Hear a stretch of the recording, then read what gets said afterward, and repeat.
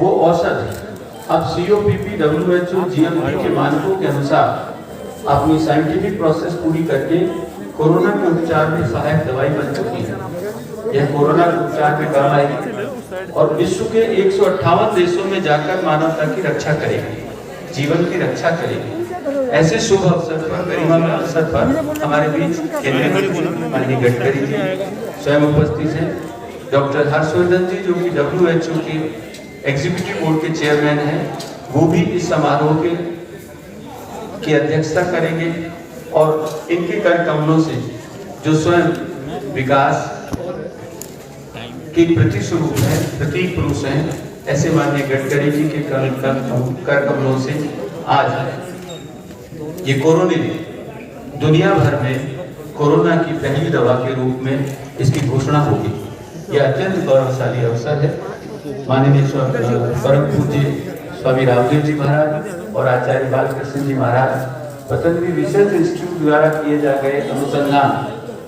आपको मैं स्मरण दिलाना चाहता हूँ। 3 मई 2017 को परम पूज्य श्रद्धेय माननीय प्रधानमंत्री श्रीमान नरेंद्र मोदी जी ने जब पतंजलि रिसर्च इंस्टीट्यूट का उद्घाटन किया था, तब एक संकल्प दोहराया था और सबसे आगे खड़े होकर दिया था कि पतंजलि आयुर्वेद के क्षेत्र में एविडेंस बेस्ड मेडिसिन बनाकर आयुर्वेद की पुनर्स्थापना करे, प्रतिस्थापना करे और उसके गौरव पूरी दुनिया में दिलाए। परम पूज्य स्वामी रामदेव जी महाराज और आचार्य बालकृष्ण जी महाराज के सानिध्य में अहरनिश 300 से ज्यादा डॉक्टर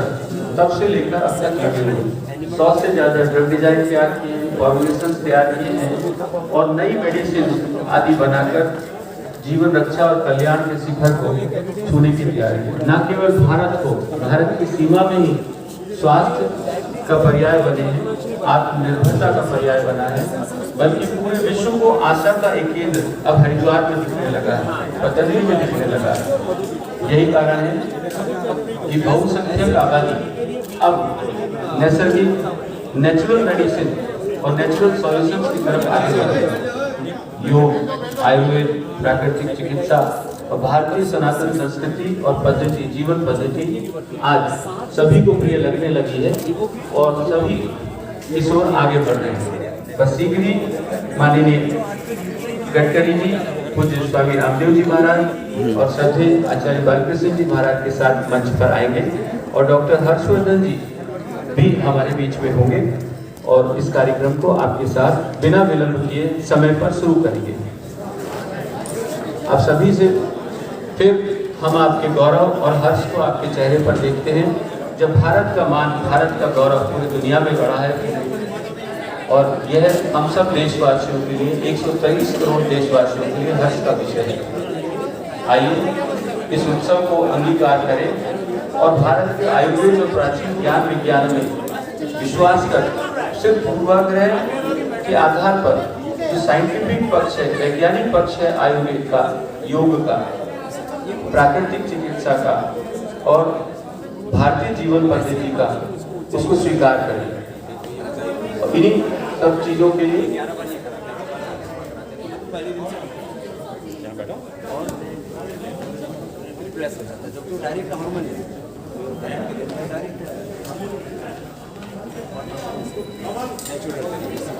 पूज्य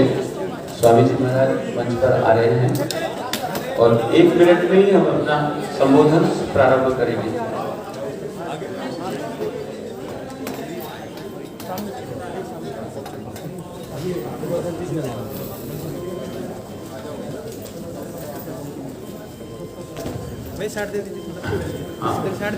हमारे बीच में WHO के अभी वर्तमान एग्जीक्यूटिव बोर्ड के चेयरमैन और हमारे यशस्वी स्वास्थ्य मंत्री माननीय डॉक्टर हर्षवर्धन जी भी आ चुके हैं और अब पूज्य स्वामी जी महाराज के साथ माननीय गडकरी जी, माननीय डॉक्टर हर्षवर्धन जी और आचार्य जी के समक्ष हम इस गौरवशाली उत्सव और अवसर के साक्षी बनेंगे। निवेदन है कृपया मंच पर आ रहे हैं, मंच पर आ रहे हैं।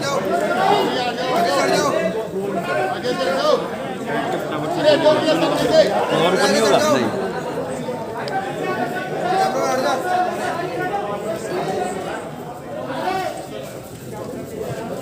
हेलो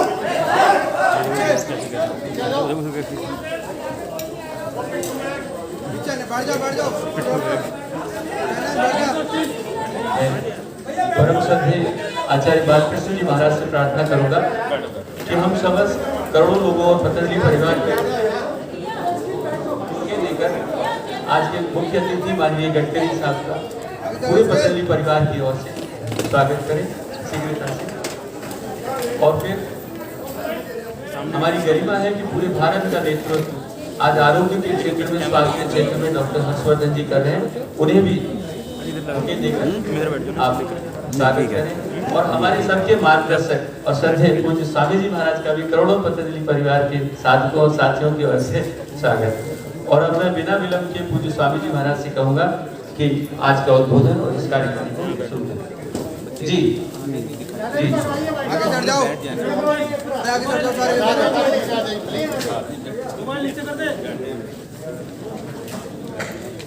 पीछे करवाओ ये तो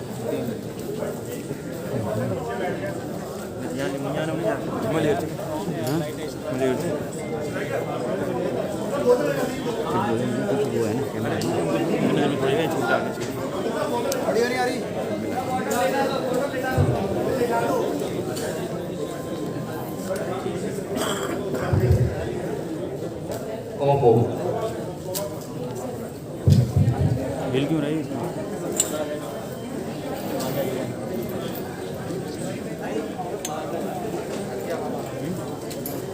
आज ऐतिहासिक दिन है।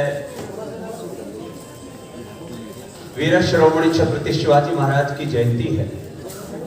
और योग आयुर्वेद की वैश्विक प्रतिष्ठा हो, एविडेंस बेस्ड मेडिसिन के तौर पर, evidence based research based treatment के तौर पर एक जीवन पद्धति के साथ एक चिकित्सा पद्धति, एक evidence based research and experience पर बेस्ड हमारी ये जो सनातन पद्धति थी, उसको एक वैश्विक स्तर पर प्रतिष्ठा का दिन के रूप में आज का दिन जाना जाए। इसके लिए आज का दिन हमने चुना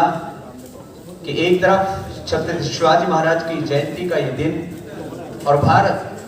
वैश्विक स्तर पर हेल्थ के क्षेत्र में, चिकित्सा के क्षेत्र में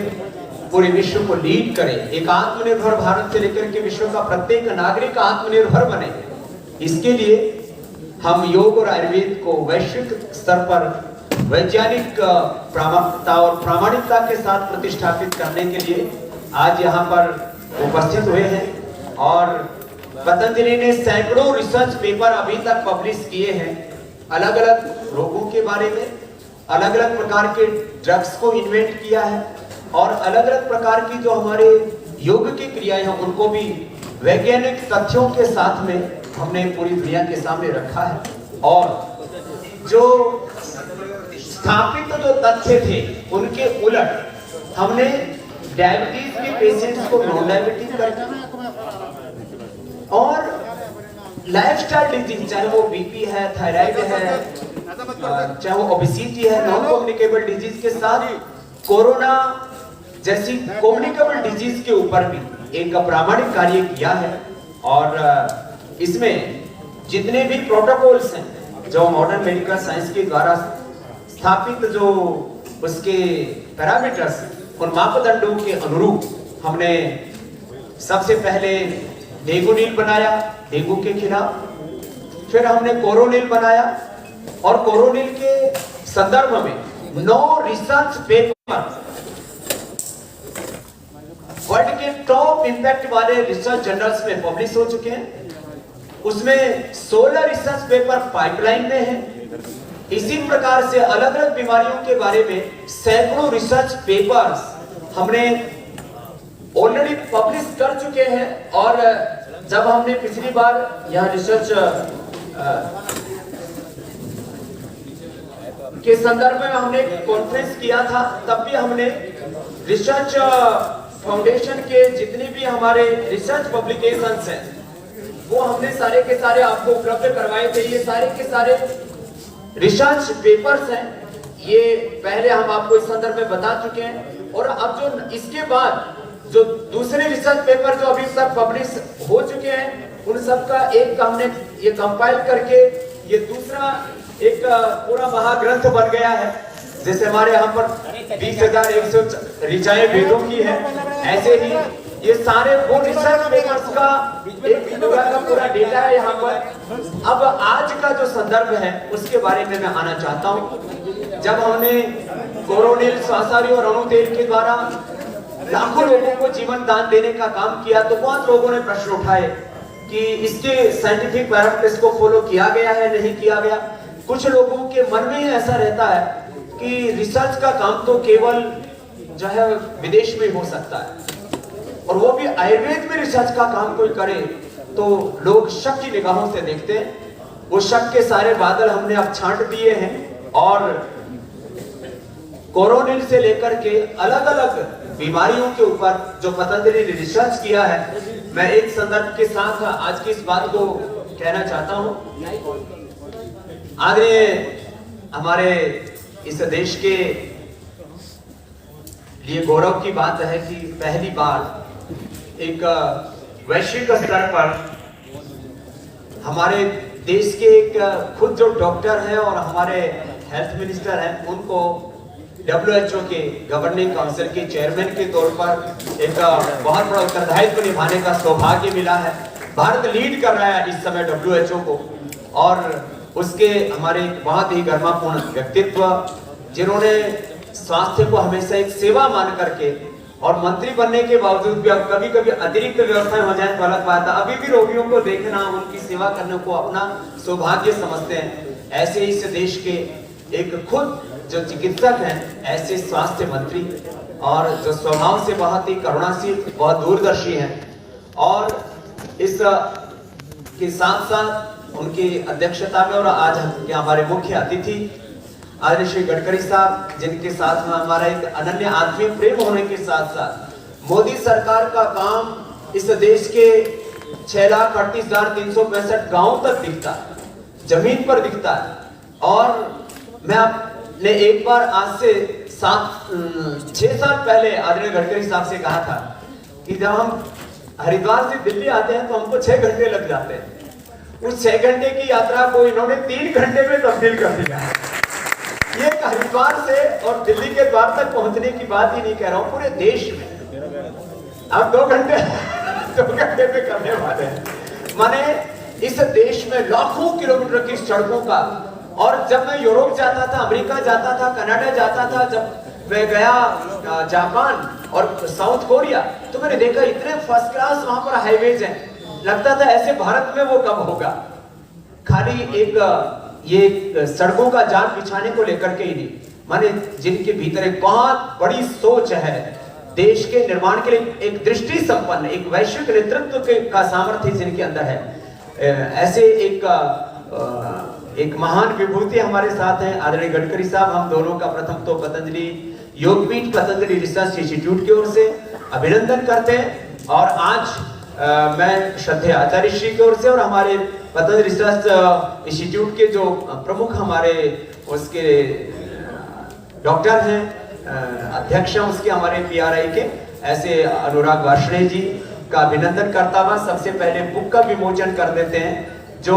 रिसर्च पेपर पब्लिश हुए हैं, और कोरोना के जो पूरे प्रोटोकॉल्स को फॉलो करते हुए, और किस तरह से कोरोनिल, स्वासारी, अणुतेल के द्वारा हमने लाखों लोगों की जान बचाई और करोड़ों लोगों के भीतर हमने हौसला जगाया, और सबसे ज्यादा रिकवरी रेट, मैं किसी भी पैथी के संघर्ष को यहाँ पर प्रतिष्ठापित नहीं करना चाहता, भारत में सबसे ज्यादा रिकवरी रेट है, सबसे कम डेथ रेट है, और करोड़ों लोग संक्रमित होने के बाद स्वस्थ हुए हैं। तो उसमें जहां एक और मॉडर्न मेडिकल साइंस की भूमिका है, तो दूसरी ओर उसमें बहुत बड़ी भूमिका उसमें हमारे एंसेंट साइंस की भी है, योग आयुर्वेद की भी है। करोड़ों लोग अपने घर पर बैठे भस्त्रिका, कपालभाति, अनुलोम विलोम, सूर्य नमस्कार, योगिक प्रैक्टिसेस कर रहे थे। करोड़ों लोग अपने घरों में काढ़ा पी रहे थे, कषाय पी रहे थे, क्वाथ पी रहे थे, और उससे एक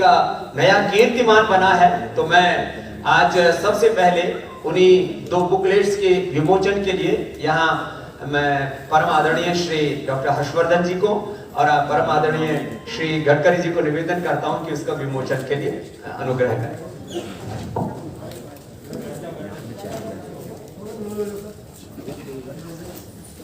सेलफोन्स मोबाइल मोबाइल्स मोबाइल्स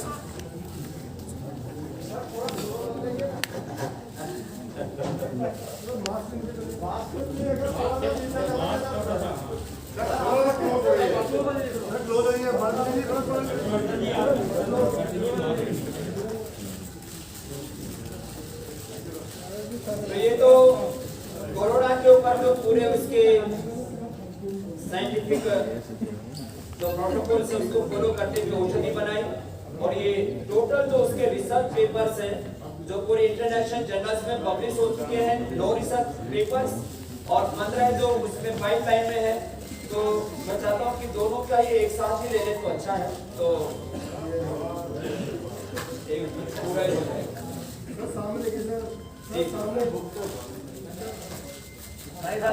जी सर।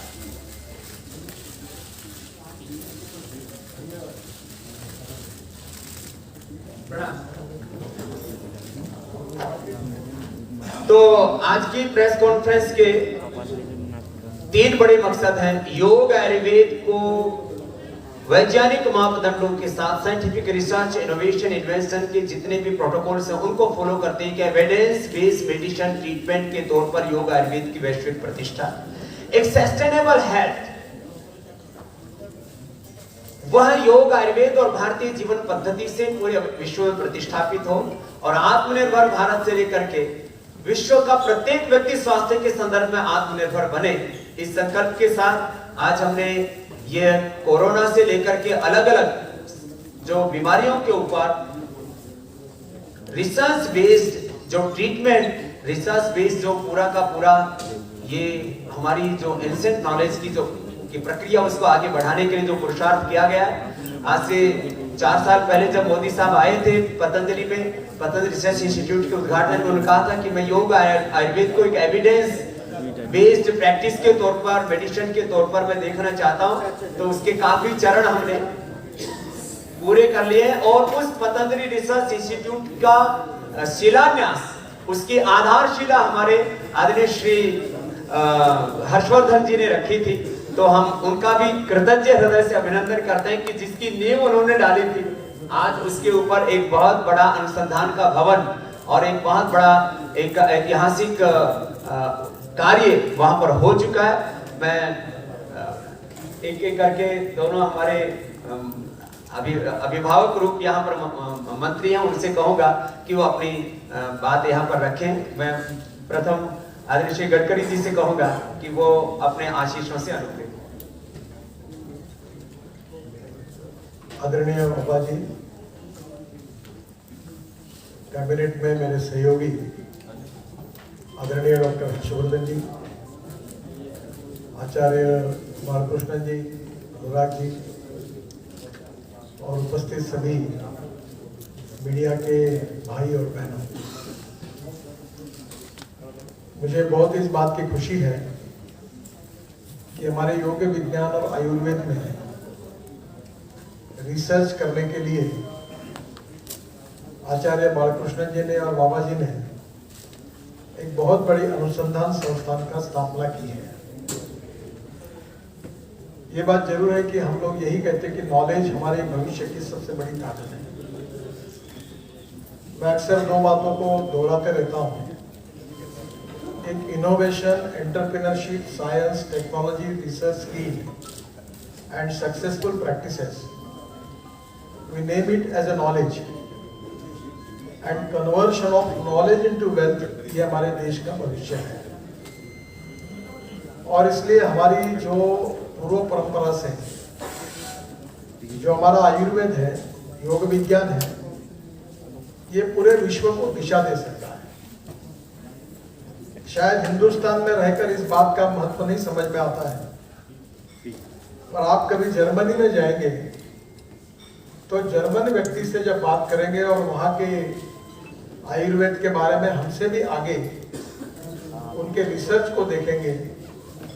तब हमें पता चल जाता है कि विश्व में इसके बारे में कितना अनुसंधान हो रहा है। और इसलिए स्वाभाविक रूप से अनुसंधान करना और वैज्ञानिक तरीके से उसको प्रूवन करने के बाद उसका सर्टिफिकेशन करना, ये भी बहुत आवश्यक होता है। समय के अनुसार ये रिसर्च चलते रहता है और इसीलिए बाबा जी के प्रति हम सबको आदर है, सम्मान है और प्रेम है कि एक समय हमारे रोजमर्रा के जीवन में जो चीजों का हम उपयोग कर रहे थे, जिसकी रॉयल्टी विदेशों में जा रही थी, उसके अच्छे विकल्प के रूप में उन प्रोडक्ट को तैयार करके उन्होंने हमारे स्वदेशी के विचारों पर आधारित आधुनिक उत्पादनों को देश विदेश के जनता में लोकप्रिय किया और उस अनुभूति से लोगों का विश्वास भी आयुर्वेद के ऊपर बढ़ा, योग विज्ञान पर बढ़ा। एक प्रकार से पूरे विश्व में हमारी भारतीय संस्कृति, इतिहास, विरासत, आयुर्वेद, योग विज्ञान, इसके यशस्वी एम्बेसडर के रूप में हम आदरणीय बाबा जी को देखते हैं। और आज पूरे विश्व में एक चेतना भी इसके कारण प्रकट हुई है। अलग अलग प्रकार का हमारा योगासन हो, योग विज्ञान हो, प्राणायाम हो, कपालभाति हो, आज पूरे विश्व में लोग इसका अनुकरण कर रहे हैं। और एक बात सच है कि चमत्कार के बिना कोई नमस्कार नहीं करता। जब इन सब बातों की अनुभूति लोगों को आई, तब उन्होंने उन बातों को स्वीकार किया है। और इसलिए हमारी ये जो पूर्व परंपरागत हमारा विज्ञान है, आयुर्विज्ञान, इसमें रिसर्च करने के लिए मैं विशेष रूप से और धन्यवाद दूंगा आचार्य बालकृष्ण जी। आयुर्वेद में 300 से अधिक वैज्ञानिक, और बालकृष्ण जी से मैंने जब नजदीक से उनको देखा कि किसी भी चीज का सखोल अध्ययन करना, और मैं तो मैनेजमेंट का विद्यार्थी भी हूँ, प्रबोधन, प्रशिक्षण एंड रिसर्च एंड डेवलपमेंट, ये त्रिसूत्री पर हमारी समाज रचना है। तो प्रबोधन का कार्य बाबा जी करते हैं, प्रशिक्षण का भी करते हैं, और बालकृष्ण जी जो है वो रिसर्च एंड डेवलपमेंट, इसके लिए उन्होंने विशेष रूप से समर्पित किया है। और ये सब वैज्ञानिक है, इनका उपयोग करके लगातार इंटरनेशनल स्टैंडर्ड की वैज्ञानिक लेबोरेटरी की स्थापना करके, और उसके साथ हर चीज जिसके बारे में हम दावा कर रहे हैं कि इसका ये परिणाम है, उसका वैज्ञानिक रिपोर्ट, और वो भी उन्होंने वर्ल्ड के जर्नल्स में ये सब रिसर्च पब्लिकेशंस पहुंचाए हुए हैं। और मुझे लगता है कि जब प्रमाणीकरण होगा वैज्ञानिक लेबोरेटरी के द्वारा, तब उसके ऊपर कोई चर्चा भी नहीं कर सकता, कोई विवाद भी नहीं। और इसलिए सबसे महत्वपूर्ण बात यह है, जिसके लिए मैं बाबा जी को और बालकृष्ण जी को धन्यवाद दूंगा, कि अभी तक आयुर्वेद में हम ये दवाई लो, हम ले लेते थे क्योंकि विश्वास था, फायदा भी होता था, पर अब इसका वैज्ञानिक मूल्यांकन, एनालिसिस करके उसके रिसर्च पेपर के साथ उसका प्रेजेंटेशन, ये दुनिया के सामने करने का काम भी उन्होंने किया है। और इसलिए किसी चीज के बारे में हम कहेंगे कि ये इस विषय पर इसका सबसे अच्छा परिणाम होगा, तो रिसर्च पेपर के द्वारा, हमारे वैज्ञानिक लेबोरेटरी के द्वारा, उसके प्रयोगों के द्वारा ये प्रमाणित करने के कारण इसकी विश्वसनीयता काफी बड़े प्रमाण में बढ़ती भी है।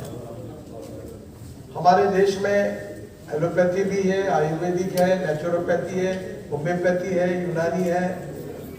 और सब इसमें लगातार रिसर्च करना, ये समय की आवश्यकता होती है। मैं 4-5 दिन पहले मैंने मेरे घर पर एक मीटिंग बुलाई थी, और इसमें डॉक्टर हर्षवर्धन जी के मार्गदर्शन में काम करने वाले अनेक वैज्ञानिक प्रयोगशाला के भी प्रमुख थे, और मीटिंग का विषय था लिथियम आयन बैटरी, कि विश्व में आने वाले 10 साल में भारत को अगर सुखी, समृद्ध, संपन्न करना है, तो पेट्रोल डीजल का पर्याय के रूप में हम लोग electric vehicle, electric bike, electric auto rickshaw, electric bus, electric tractor, वो भी अब हो गया। ये हम कैसे तैयार कर सकते हैं, और ये भारतीय वैज्ञानिक उनके रिसर्च के आधार पर हम कैसे काम कर सकते हैं। तब मुझे पहली बार पता चला कि लिथियम आयन बैटरी का 81% पार्ट हिंदुस्तान में तैयार होता है। और मैं उन सब वैज्ञानिकों के सामने मैंने एजेंडा रखा कि 2 साल के अंदर पेट्रोल की कार, डीजल की कार, पेट्रोल की बाइक और स्कूटर, और उसके साथ इलेक्ट्रिक की बाइक और स्कूटर, इलेक्ट्रिक की कार, इलेक्ट्रिक की बस, 2 साल के अंदर दोनों की कीमतें समान होनी चाहिए। और जब ये बात मैंने उनको कही तो उन्होंने कहा कि निश्चित रूप से होगा, और हमारे देश में वैज्ञानिकों की कमी नहीं है, और उनको सपोर्ट करने के लिए, फैसिलिटेट करने के लिए उनके पीछे खड़े रहने की आवश्यकता है। आचार्य बालकृष्णन जी के रूप में और बाबा जी के रूप में इस अनुसंधान संस्थान में 300 वैज्ञानिक रात दिन काम कर रहे हैं, और उनके पीछे पतंजलि का गुडविल तो है ही, पर बालकृष्ण जी का और आचार्य बाबा जी का दोनों का आशीर्वाद और मार्गदर्शन, इसके कारण उसकी और ताकत बढ़ी है, और उसके पर जो अनुसंधान हुआ है उसके आधार पर आज का कार्यक्रम हो रहा है। मैं इस अनुसंधान के लिए देश की जनता को इसका फायदा तो होगा ही, पर ये वैज्ञानिक रूप से ये कार्य करने के लिए ये बाबा जी को और आचार्य बालकृष्णन जी को बहुत बहुत धन्यवाद देता हूँ, उनका अभिनंदन करता हूँ। और मुझे खुशी है कि अब सब बातों का वैज्ञानिक आधार लेकर फिर वो जनता के सामने आए हैं, तो निश्चित रूप से लोगों का भी विश्वास इसके ऊपर और अच्छी तरीके से बढ़ेगा, और हमारे स्वास्थ्य के बारे में एक ये जो नई दिशा पतंजलि ने विशेष रूप से दी है, इसलिए मैं उनके प्रति आभार भी व्यक्त करता हूँ, धन्यवाद भी देता हूँ। और इसी प्रकार का अनुसंधान कार्य जो इंटरनेशनल स्टैंडर्ड्स और रिसर्च के बराबरी का हो, और ऑलरेडी है, और इसमें आगे ऐसी बढ़ोतरी होती रहे, ताकि हमारी ये अनुसंधान संस्थान केवल देश को नहीं तो विदेश में बैठे हुए अनेक लोगों को भी इसके बारे में दिशा दर्शन दे सकता है। ऐसा कार्य आगे भी भविष्य में होगा, ऐसा विश्वास व्यक्त करते हुए बाबा जी को अभिवादन करते हुए और बालकृष्ण जी का भी अभिनंदन, धन्यवाद। और जो 300 वैज्ञानिक है, अनुराग जी जिसमें काम कर रहे हैं, उनके सब साथियों को भी मेरी बहुत बहुत शुभकामनाएं। धन्यवाद, नमस्कार।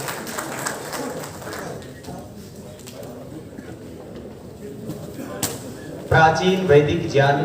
को आधुनिक विज्ञान संगत उस पर अनुसंधान करते हुए ये कोरोना की औषधि का भी क्लिनिकल कंट्रोल ट्रायल हमने नीम्स से प्रारंभ किया, इसलिए हम डॉक्टर तोमर और नीम्स का भी कृतज्ञता पूर्वक अभिनंदन करते हैं कि हमको पहला एक क्लिनिकल कंट्रोल ट्रायल करने का एक अवसर उन्होंने हमें उपलब्ध करवाया। और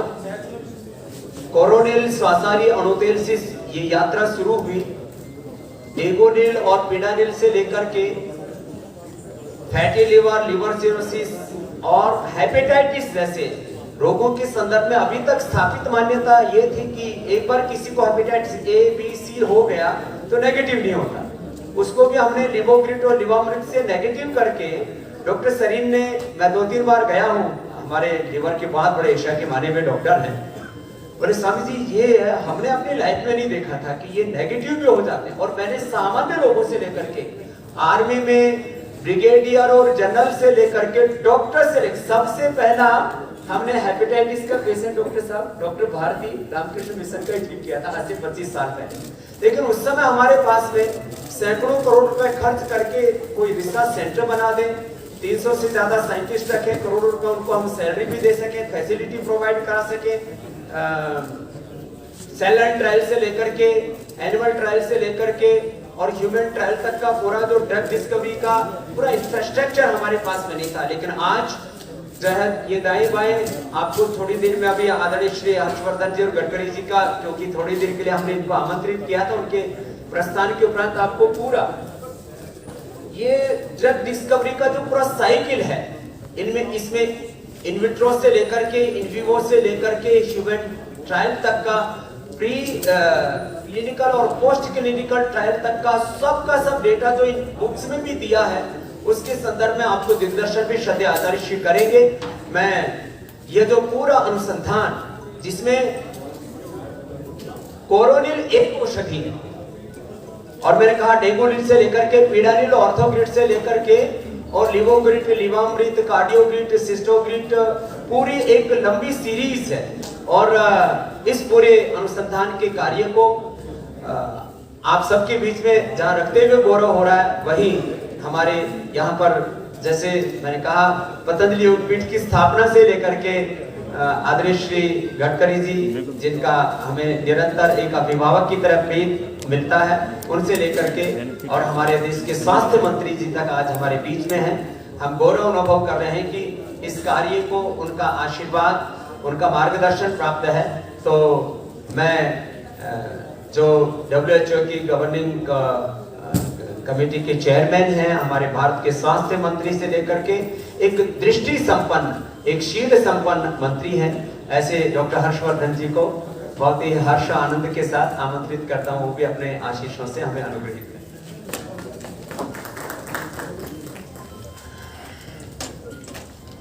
श्रद्धेय स्वामी रामदेव जी, भारत सरकार में मेरे वरिष्ठ कैबिनेट सहयोगी आदरणीय श्री नितिन गडकरी जी, आदरणीय स्वामी बालकृष्ण जी,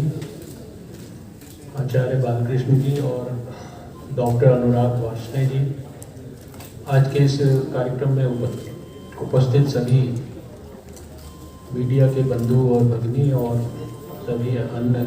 आमंत्रित संबंधित विशेषज्ञगण, आज से लगभग 27 साल पहले जब मुझे दिल्ली के स्वास्थ्य मंत्री के रूप में काम करने का मौका मिला था, तो ये लगभग जितना भी आयुर्वेद के बारे में पढ़ा है, लिखा है, समझा है, उसके कारण आयुर्वेद उसकी प्रतिष्ठा को सारे संसार में मॉडर्न साइंटिफिक तरीके से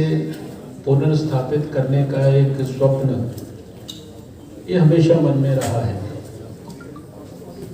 और उसका कारण ये है कि हम सब जानते हैं कि आयुर्वेद का सारा ज्ञान ये बहुत कुछ अथर्ववेद के अंदर समाहित है। चरक संहिता में, सुश्रुत संहिता में जो ज्ञान था, उसको ये सब जानकारियाँ जो अंतर्राष्ट्रीय रिकॉग्नाइज्ड डेटाज हैं या लिटरेचर है, उसमें सब विद्यमान है। 6ठी शताब्दी में इसको चाइनीज़ भाषा में ट्रांसलेट किया गया। 9वीं शताब्दी के अंदर इसको पर्शियन और अरेबिक भाषा में ट्रांसलेट किया गया।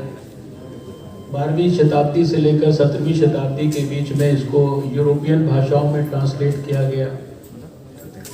भारत का निश्चित रूप से ये दुर्भाग्य रहा कि ब्रिटिश रूल में जो हमारा अपना traditional Indian system of medicine था, इसको सारी दुनिया के अंदर बड़े पैमाने पर रिकॉग्निशन होना चाहिए था, जिसका भारत में प्रचार और प्रसार होना चाहिए था, उसको उस प्रकार का प्रोत्साहन नहीं दिया गया और उसको उस प्रकार का प्रोत्साहन देने के लिए भारत को स्वतंत्रता प्राप्ति का इंतज़ार करना पड़ा। और ये सब बातों का क्योंकि बहुत गहराई से अध्ययन किया था, इसलिए मैंने दिल्ली में स्वास्थ्य मंत्री के रूप में एक सेंटर एस्टैब्लिश किया था। उसका नाम था Delhi research centre for modernised promotion of Ayurveda, और इसको हेड करते थे all India institute of medical sciences new Delhi के फार्माकोलॉजी डिपार्टमेंट के हेड प्रोफेसर जे.एन. शर्मा। और जिस प्रकार के विषयों की आज यहाँ चर्चा हो रही है और जिसके बारे में पतंजलि रिसर्च संस्थान ने काम किया है, वो सारा काम और आयुर्वेद से जुड़ी हुई सारी जिस भी प्रकार की जानकारी सारे देश में जिस भी माध्यम से प्राप्त हो सकती है, उसको कैसे एक स्थान पर इकट्ठा किया जाए, कैसे उसको डिजिटली एस्टैब्लिश किया जाए, वो सारा काम उसका था। दुर्भाग्य से 1998 में हमारी दिल्ली में सरकार चली गई और जो सब्सिक्वेंट सरकारें थी उन्होंने इस विषय की गहराई, इस विषय की गंभीरता, इस विषय की सात्विकता को समझने का प्रयास नहीं किया। और थोड़े ही समय के बाद प्रोफेसर जे.एन. शर्मा के देहांत के बाद वो सेंटर जिस भाव से बना था, वो सेंटर जो है उसका लक्ष्य ही परिवर्तित कर दिया गया। 1999 में मुझे विश्व स्वास्थ्य संगठन ने अपने ऑर्गेनाइजेशन में साउथ ईस्ट एशिया के देशों के लिए काम करने के लिए जब निमंत्रित किया, तो मैं सिर्फ कुछ तथ्य आपके सामने ज़रूर रखना चाहता हूँ। सन 2000 में 1, 2 और 3 नवंबर को विश्व स्वास्थ्य संगठन के सबसे प्रतिष्ठित सेंटर जो कोबे जापान में है, उस स्थान पर एक 3 दिन की मीटिंग हुई जिसका सब्जेक्ट था health and welfare systems development for the 21st century. और इस मीटिंग में दुनिया से 125 लोगों को बुलाया गया था, भारत से भी 2 लोगों को बुलाया गया था। उन्होंने कैसे सिलेक्शन किया था वो उनका अपना क्राइटेरिया था, लेकिन जिसके बारे में भी उनको लगता था कि उसने शायद स्वास्थ्य के क्षेत्र में कुछ किया है, तो उसको उन्होंने ऐसे करके चूज किया था। और उस 3 दिन की मीटिंग में बहुत सारे डिस्कशंस हुए और इससे भी ज़्यादा मोटी एक किताब वहाँ पर रिलीज़ की गई थी और वो कोबे रिकमेंडेशंस के नाम से जानी जाती है। और उसमें 21वीं शताब्दी के अंदर भारत या दुनिया के अंदर जो health and welfare system development है, इसके संदर्भ में जो बातें की गई, उसमें से 2 महत्वपूर्ण बातों का आज के परिप्रेक्ष्य में यहाँ उल्लेख करना चाहता हूँ। एक का तो सीधे सीधे, अब तो मैं कहूँगा दोनों का ही सीधे सीधे बाबा रामदेव जी से संदर्भ में रेलेवेंस है। उस समय 2000 में उस मीटिंग के रिकमेंडेशंस में कहा गया कि अगर आने वाले 21वीं शताब्दी में भारत को या दुनिया को हेल्थ फॉर ऑल इस गोल को अचीव करना है, तो भारत के एक तो पतंजलि योग के माध्यम से दुनिया में सबसे ज़्यादा स्वास्थ्यवर्धक ऊर्जा ये प्रतिपादित होगी, ये उसकी एक रिकमेंडेशन थी। और दूसरी उसकी रिकमेंडेशन ये थी, मतलब बहुत सारी रिकमेंडेशंस, लेकिन जो रेलेवेंट थी कि भारत के या भारत समान देशों की जो ट्रेडिशनल सिस्टम्स ऑफ मेडिसिन हैं, जिनका फोकस प्रिवेंटिव हेल्थ पर, प्रोमोटिव हेल्थ पर, पॉजिटिव हेल्थ पर है, इनको 21वीं शताब्दी में सारी दुनिया में बहुत महत्वपूर्ण रोल प्ले करना पड़ेगा। ये उस रिकमेंडेशंस का अंग था। ये जो कोबे की रिसर्च सेंटर है WHO का, आपकी जानकारी के लिए, ये वो स्थान है जो WHO के लिए भी जो है पॉलिसीज़ को बनाने में ब्रेनस्टॉर्मिंग करता है और वो पॉलिसीज़ को WHO आगे अपने मेंबर स्टेट्स को देता है। आज जो आयुर्वेद है, इसके संदर्भ में विश्व स्वास्थ्य संगठन में भी सब प्रकार की मान्यता है, इसको सब प्रकार का रिकॉग्निशन है। और अगर मैं दुनिया के देशों की गिनती करना शुरू करूं, तो प्रमुख देश जो मुझे कम से कम ध्यान में आते हैं, Australia, New Zealand, Colombia, Cuba, Mauritius, इसी तरीके से हमारे पड़ोस में जो देश हैं, बांग्लादेश है, नेपाल है, श्रीलंका है, चाइना है, ऐसे बहुत सारे जो दुनिया के अंदर देश, हंगरी है, इन्होंने तो जो आयुर्वेद है, भारत का ये ट्रेडिशनल सिस्टम है, इसको अपने रेगुलर सिस्टम ऑफ मेडिसिन के रूप में इसको स्थापित किया है। इसको उन्होंने रिकॉग्निशन दिया है। आज भारत का कोई भी आयुर्वेदिक डिग्री लिया हुआ डॉक्टर वो न्यूजीलैंड में जाके थोड़ा सा इम्तहान देने के बाद वहाँ पर वो आयुर्वेद की प्रैक्टिस कर सकता है। यानी ये अंतर्राष्ट्रीय स्तर पर इस आयुर्वेद का आज रिकॉग्निशन है। और अभी आप जानते हैं कि थोड़े ही समय पहले विश्व स्वास्थ्य संगठन के डायरेक्टर जनरल डॉक्टर टेड्रोस ने भारत के प्रधानमंत्री को व्यक्तिगत फ़ोन किया और फ़ोन करके उन्होंने कहा कि हम सारे दुनिया का आयुर्वेद का जो सबसे बड़ा एक सेंटर जो कि हर तरह से कॉम्प्रिहेंसिव नॉलेज का बेस हो, रिसर्च का बेस हो, या जहाँ से आयुर्वेद से जुड़ी हुई सारी जो भी जानकारियाँ हैं वो सारे दुनिया को प्रतिपादित हो सके, वो हम भारत के अंदर स्थापित करना चाहते हैं। और आज विश्व स्वास्थ्य संगठन में इस स्तर पर काम प्रारंभ हुआ है कि दुनिया का ग्लोबल सेंटर आयुर्वेद के लिए वो भारत के अंदर स्थापित हो। एक और बात का उल्लेख मैं यहाँ करना चाहता हूँ कि 10 साल से ज़्यादा समय तक इस दिल्ली में जो हमारा रीजनल ऑफिस है विश्व स्वास्थ्य संगठन का, साउथ ईस्ट एशिया रीजन का, इसके डायरेक्टर, रीजनल डायरेक्टर है डॉक्टर ऊटॉन। और ये डॉक्टर ऊटॉन इंडोनेशियन थे, अभी तो दुर्भाग्य से उनका डेथ हो गया। ये मैं आपको 90s के समय की बात बता रहा हूँ जब मैं दिल्ली में स्वास्थ्य मंत्री था। और वो स्वयं मॉडर्न मेडिसिन के डॉक्टर थे, लेकिन अपने रिटायरमेंट से जब उन्होंने विश्व स्वास्थ्य संगठन से रिटायरमेंट लिया, उसके पहले उन्होंने 1 साल लगाकर एक इतनी मोटी किताब लिखी, role of Ayurveda for the modern world. यानी उसका एग्जैक्टली मुझे